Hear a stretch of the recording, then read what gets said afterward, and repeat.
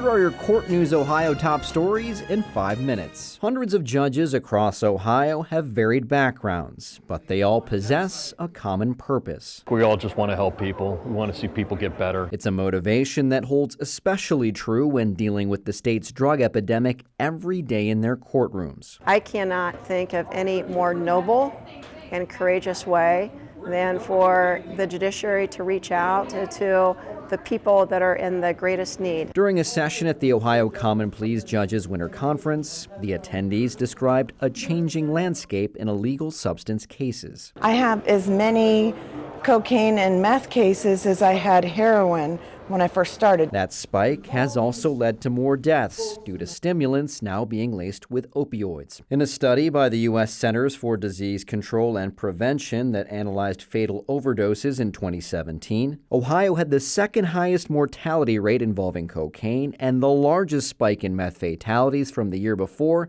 at 130%. Death is more likely with use, and so we want to try to do everything we can to help them rehabilitate and overcome. On top of being at the forefront nationally with more than 250 specialized dockets structured to address issues with substance use, the state's courts are equipped with teams and even judges who've battled the disease. I had a motivation, I had something I was working towards, and I just want to try and help the people that come before me develop some idea of why their life is important. Whether it's proven methods of counseling and treatment or new and promising approaches, these jurists will keep learning and keep sharing the best ways to help those struggling. That sense of service, that sense of every life matters, and I can have so much satisfaction saying, I helped somebody today.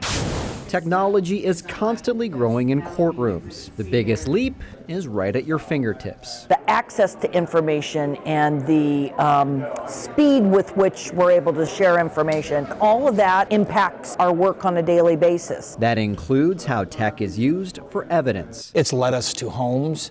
It's led us to cars where we're able to then put a tracker on a car because of that continual use of illegal activities. That was just one of several topics about cell phone forensics and cellular location evidence discussed during a presentation at the Ohio Common Pleas Judges Association's Winter Conference. It is now common for us, especially in criminal cases, to see this type of evidence being introduced. While things like GPS are meant to provide clarity for the courts, there's technology aimed to deceive. Spoofing is a way for someone to doctor dialed phone numbers. There are apps that can alter messages. You oftentimes get defendants who are alleging that they didn't send the text or they didn't make that call. The experts in this area have the ability to see whether or not the data has been manipulated. In an ever-changing digital world, innovation is inevitable. As some use it for personal gain, there will always be others who utilize it to seek the truth. How does technology get better, and then how does the investigating technology get better in order to continue to do that?